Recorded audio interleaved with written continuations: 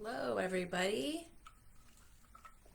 I usually say good morning, good morning, good morning, except for where I'm at today, it is now afternoon. Most of the time, I do these live chats in the morning. It sounds very weird to say good afternoon. That sounds like I'm about to give I don't know, some kind of big official speech or something. It sounds silly to me. Welcome, everybody. I am, as always, just at the beginning, giving people a few minutes to jump on. If you are catching this right now live, I would love for you to say hi, pop a hi in the comments just so I can see your little face. And sorry, bouncing back and forth. I have to have like two Facebooks open to bounce back and forth. So, yes, if you are here, please say hi. Let me know maybe where you are. I love hearing that. And we're going to get started in just a minute here. I always like to give just a couple minutes for people to jump on, just in case. It's always really tricky, by the way, while we're here together, to figure out what time to schedule these, even though I do them every week, because I totally get all of us have busy schedules. We have clients and meetings and things like that. So there isn't really a perfect time that works well for everybody. And so it's like, well, I pick a time and then that's why it's always available on replay for you guys. Oh, so we do have some people joining. I love to see that. So I don't have my readers on, so forgive me. So I want to say Cherie and Haley. Oh, Rhode Island and California. Oh my gosh, two places I need to spend more time. I'm all the way in Michigan right now, so it's actually a sunny day, so I'm really happy about that. So please continue if you do jump on here to please say hi. If you end up watching this on replay, I like to hear that too. So even when you post replay in the comments, that totally helps me out. Thank you so much. Let's get started.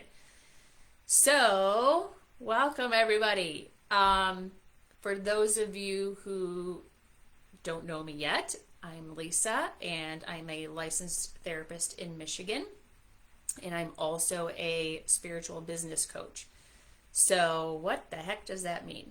So, for me, what that means is I do a lot of combining what I call like attachment wound stuff. So it's kind of got a little bit of a therapist feel to it, but not therapy. Attachment wound stuff and how that stuff affects what I would call law of attraction, manifesting, what are we bringing to us in our lives, and how do we use some spiritual tool stuff to like clean all that up, right? And how do we do that so that we not only ourselves feel better, but then we create awesome, thriving practices, right, as therapists. So it kind of takes us beyond the stuff that we learn about in our schooling and our education and our training and adds some extra stuff in there. So today we're talking about imposter syndrome. And one of the things that you will find with me here, as I'm bouncing back and forth again really quickly, is the way that I teach in these each week is that I am bouncing back and forth between my notes. I'm not a script reader. I don't like to be a script reader. I do check my notes so that I can kind of stay on task. Otherwise I get way off. But I also use me as an example a lot because that's how I learn the best from other people, right? Brene Brown really started me on that kick. So you're going to see me bouncing back and forth with my notes and also hearing me ramble on a bit and using me as the example. So let's talk about imposter syndrome, because this is one of the biggest things that I hear about so often. And I don't know, to other people it might feel surprising of like, how come therapists have imposter syndrome? Don't they know how to figure all that stuff out already? Yeah, therapists are humans too, right? So whether we call it imposter syndrome or self-doubt or just kind of that like not good enough thing, kind of all the same thing in my eyes. And of course, we are still able to have those icky things too, right? So when we're thinking about it as therapists, like why do we still have this, even though we know all the things to do or what we tell our clients, right? So I'm going to start off kind of simple first and then get into the deeper. So from a logistical standpoint, my hunch is that there are a lot of people in our world, in our mental health professional world, that, maybe drop this into the comments. I believe that in all of our schooling and degrees that we've earned, at least this was my experience and what I've heard from others, I did not really feel like my education really prepared me to like actually do therapy. I've learned a lot of theory and not enough about like this is what it actually looks like. This is what an actual session looks like. This is what you need to notice. This is what you notice in you. So like how to be a therapist was missing from my education. And what was also missing, certainly way back when I did school, was business ownership, right? It wasn't really talked about at all, this crazy idea of like private practices and things like that. So for sure, I didn't get any education on that side of things. So for those two reasons, it makes some sense that there might be lots of us that struggle with those aspects, right? Of feeling unprepared to actually be a therapist, even though our title says so, and also how to be a business owner, right? So that's the logistical side. We're here to talk more about the deeper stuff though, right? So when I posted a poll in the group a week ago about imposter syndrome and how it seems to show up for us, it was there's a lot of options. There was a pretty almost fair split between a couple of the items. So a lot of people were saying that the idea of leveling up as a therapist, so leveling up could mean wanting to start a private practice, leveling up in your confidence level, leveling up getting off of insurance panels and just doing private pay. Leveling up could mean adding a coaching program or an online course or a product or whatever. So the leveling up part, that when some people are going to level up in whatever way makes sense for them, they get into freeze mode, right? Of like, holy shit, I can't do that, right?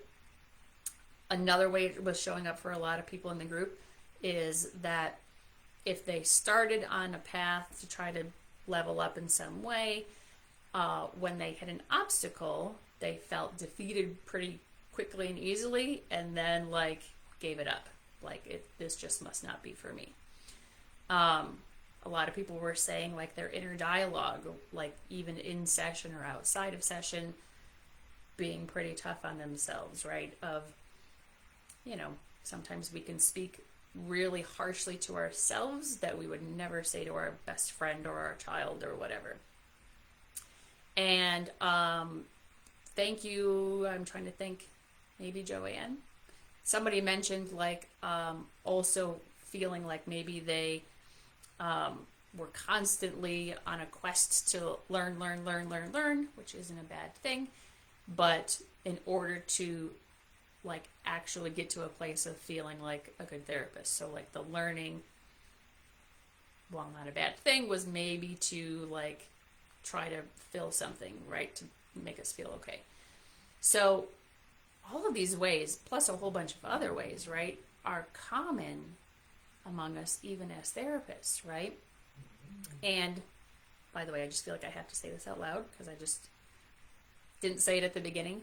My lovely dog is in the room with us. I just heard her make an odd noise. I don't know that you guys heard it, but now I feel obligated to say my dog is here. Should you hear or see any weird things, it's her. Back on track here. So any of those ways are ways that it could show up for us as therapists, right? And the interesting thing is, so as therapists, we are all probably to varying degrees trauma informed, at least enough to know that when big, obvious, big T trauma happens, that it affects people, right? It affects our clients, right? We know this stuff. The trick is, what I have found is most of us know there's big T trauma, and then there's also little t trauma.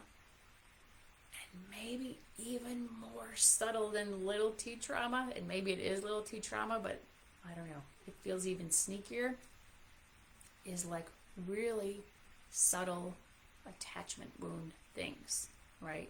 So remember, like, that's one of the big tenets of what I talk a lot about are attachment wounds and how it ends up affecting even us as therapists, right?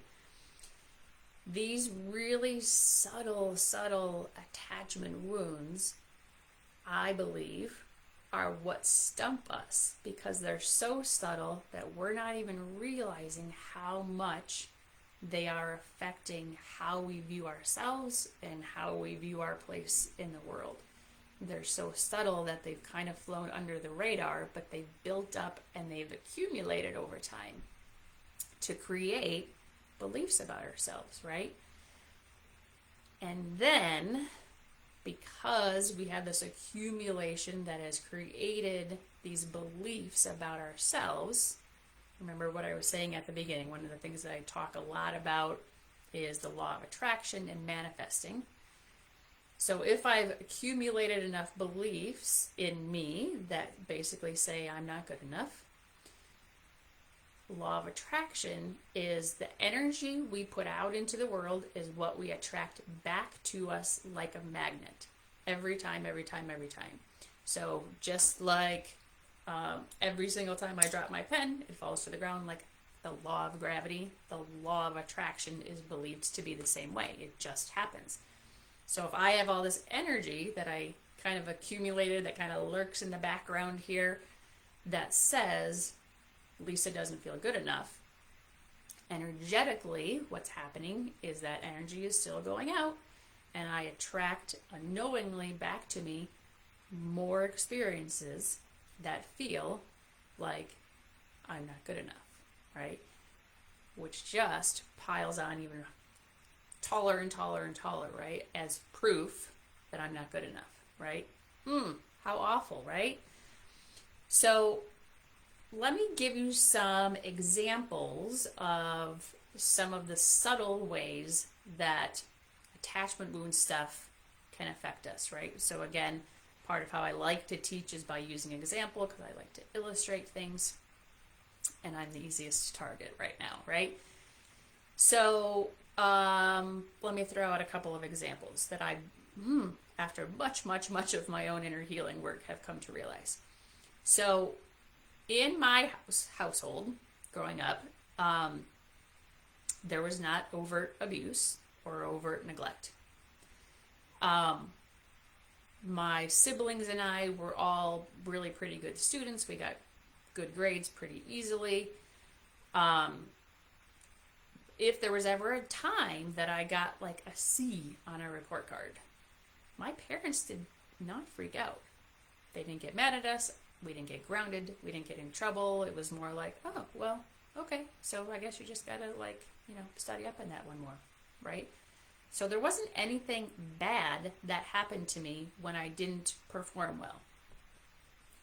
However, in my household, my parents, while they provided for me and for my siblings, they were not very well attuned. They were not very nurturing. They weren't very curious about us, our lives, our worlds. And so, one of the few times I got their love and attention was when I brought home a good report card. And so as I became older and I started looking at like, why is it so hard for me to like not do well on something? Why is it hard for me to feel like I failed or I didn't do well? It's not because I got the shit beat out of me when I got a bad grade. It's because, Lisa, the only way you get love and attention is when you do really well. So it's a so much more subtle way that the messaging got put into me of you better do it well, otherwise you're not going to get paid attention to. Okay? So that's one example. Another piece of that same puzzle, quite frankly, is in my home. So my siblings were older than me, and so they were not exactly parental figures, but I looked up to them a lot, and my brother especially was a strong energy force in my household. And so what might be labeled as normal big brother stuff was that if I did something wrong according to him, or I did it differently, then he was pretty quick to like, oh my god, that's so stupid, right? Stuff like that happens, right? Siblings say that to each other, people say that to each other. But when you're a kid that already doesn't get the nourishment and nurturance that she needs, and she's looking for it over here, and is told when you do something different than other people, it means you're stupid, and I'm going to laugh at you and maybe shun you for a few minutes, that has an impact, right? So again, I better not do anything different than other people. Otherwise, I'm going to get laughed at, right? So again, it's like subtle, right? Kind of one last piece. I kind of referenced this already. So also growing up in my home, again, my parents were providers. They provided for us. They did what was expected of us, but they weren't super attuned. They weren't very curious. They weren't generous with their attention. And so what I can now see is that what that developed in me is this attachment wound belief that says, Lisa, you get some of what you want, but you don't get everything. You get good enough, but you don't get everything. You don't get a lot. Don't ask for too much. You only get so much, right?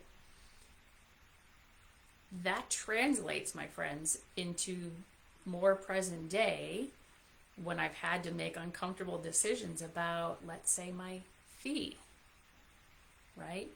Lisa, you should settle for good enough because great is not available to you. All that you desire, Lisa, is not available to you because what did you learn very early on? But you get some of what you want, but not all of what you want. You don't get to have true abundance of nurturing or nourishment in an emotional way, so you don't get it in these other ways as a fully functioning adult, right? So it's these subtle ways that impact our beliefs about ourselves and what we believe we have access to. So that's an interesting point, right? So if you were to ask me logically, Lisa, do you believe you deserve love and attention? Yes. Do you believe you deserve to get paid for your service? Yes. Do you believe it's accessible to you? Ooh, slightly different. It shows up differently in my body. I deserve it, but I don't understand why I can't get it, right? That's me in childhood, right? I believe I deserve love and attention, but I don't understand why I can't get it. Present day, that could look like, I believe I deserve to get paid for my service, but I don't understand why I can't get it. I don't understand why I can't get people paying me a high fee, right? For an example. So I'm kind of moving into now, like, what are the ways that having these attachment wounds, aka imposter syndrome, not good enough stuff, how does it show up for us professionally? So I kind of was just referencing one, right? That it could show up for us by Not believing that it's possible for us to have a certain fee, right? I won't throw out numbers because it kind of depends where everybody lives, what the norm is, but it could affect us. And do I believe it's possible for me to get a certain fee, or is it not possible for me? Is it possible for other people, but not possible for me? It showed up in my life professionally, in times where I was afraid to speak up, and voice my opinion professionally, right? Because that little attachment wound that said, if you say something wrong, you're going to be stupid and people are going to shun you, right? It very much would hit me if I was trying to, again, like sort of level up and I ran into obstacles. Could I feel easily defeated and then give up? I like the example that pops in my head was, I know very early on in my career, I worked in residential treatment for 9 years. And when I was trying to branch out of that, I literally contacted one colleague that I knew to ask about where she was working now. And when she didn't call me back, I stopped looking elsewhere, because it was that easy to shut me down at that time from reaching for something bigger. For a long while, I was scared to get off of insurance panels because I was afraid of not finding enough people that would want to work with me to rebuild a caseload of like private pay clients, right? I know that one shows up a lot in this group. Because I work with a lot of other therapists too, I know I hear so much about these amazing, awesome, intelligent mental health professionals that are afraid to leave a job that they don't like, that they know they don't like, where they're very aware of being burned out and not listened to and things like that, and they feel stuck, they feel stagnant. It's hard to break out of it. And similarly, like I know there's lots of people in here that have been procrastinating or taking maybe slow steps, but stuck in even starting a private practice, right? So it shows up in all these different ways. We're starting to gain some understanding about why it is. It's because of these old attachment wound stuff, and maybe some of that logistical stuff. And now it's like, okay, so now what? What do I do about it? So one of the things that I have found is how gifted so many of us are at taking care of others, and really struggle with knowing how to do the same things for ourselves. I'm sure that's not coincidental. There's probably some overlap there about attachment wounds and how it plays into not knowing how to nurture and pay attention to ourselves, right? So instead, what I have experienced and what I hear so much of is, even as therapists, how often we move into fix-it mode or self-judgment mode. So we're going to practice the opposite of that. So I'm going to invite you guys to play along with me here for a few minutes, and just to notice and see what this feels like for you. I would invite you to think about an example for yourselves of how imposter syndrome shows up in your life. So like tune into that for a moment. So whatever the situation is, if it's like I'm afraid to start a private practice, or I'm afraid to get off of insurance panels, whatever the thing is. So just pay attention to that. I often like to close my eyes when I'm tuning into myself, because I pay attention way better to what's going on the inside when I have less stimulation on the outside. So if that aligns with you, I would welcome you to close your eyes to tune in better. But follow your own guidance system. So when you're thinking of that thing that brings out your imposter syndrome, I want you to notice what that feels like in your body when you think about that situation and that imposter syndrome that stirs up from there. And then 3 questions for you. My imposter syndrome is telling me that if I do this thing, if I try this thing, it's not going to work. I'm going to fail. So I want you to answer, what happens if I fail?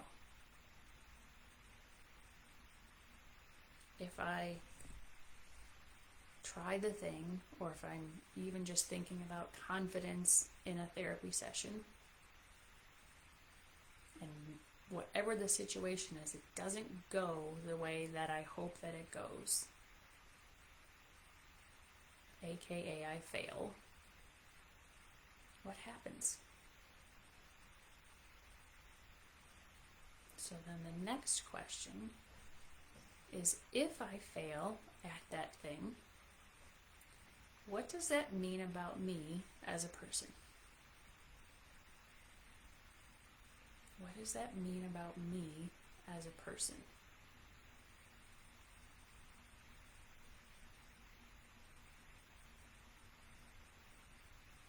Does it mean that means I'm a failure?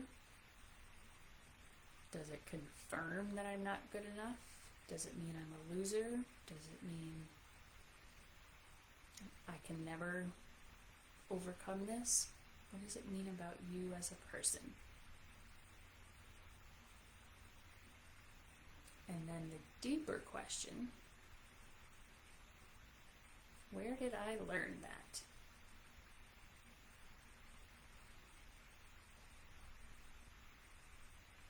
So if it means I am a failure, where did I learn that failing was not safe?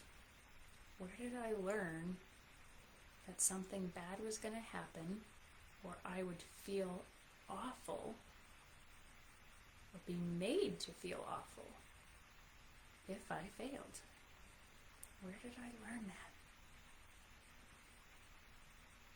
So you're paying attention to what shows up in your body, but also paying attention to, did anything pop into your mind, right? Thoughts, pictures, or little pieces of memory. Where did I learn that it wasn't okay to fail? Where did I learn that it was not okay to be different or see things differently than other people? My hunch is there's an attachment wound there. So now that you're noticing that, I want to invite you to show up for that part of you with compassion. So this is pretty similar to, parts work. It's kind of my adaptation or my own interpretation of parts work.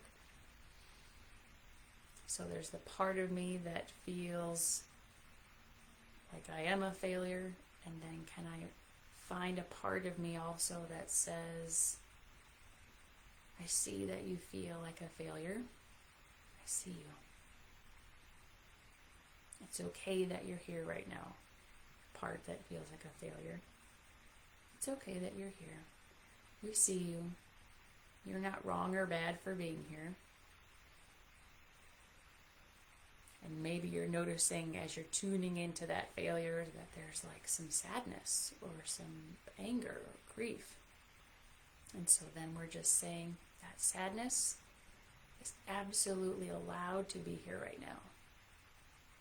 It doesn't have to hide. It doesn't have to change itself to make other people happy. Sadness is allowed to be here right now, and I accept that it's here. So I'm giving you some words of compassion that I've learned over time. And I want you to notice what it feels like in your body when you hear me say them. I often hear 3 different things in response to those compassionate statements. People often feel a sense of relief as soon as they hear them, that those feelings are welcome, and they're not only welcome, we invite them. Come be seen. It's okay that you're here. We love and accept you anyway. So sometimes that brings relief. Sometimes it brings resistance. No, it's not. No, it's not okay. Right? So we have like a protector part that comes in to block us. Sometimes people are like, I don't notice anything. I don't notice anything when I hear those words. Which is a more subtle shield, because they've learned they can't even take in loving, compassionate words. It's not safe.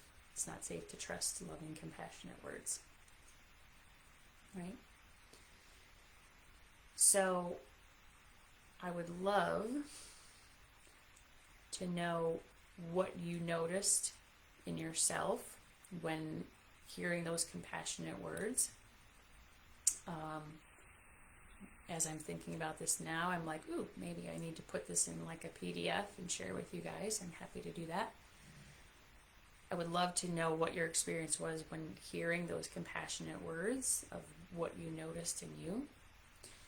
I know it's a lot. I know sometimes it can evoke a lot, and so I honor and celebrate your willingness to explore and witness those parts of you that might need it.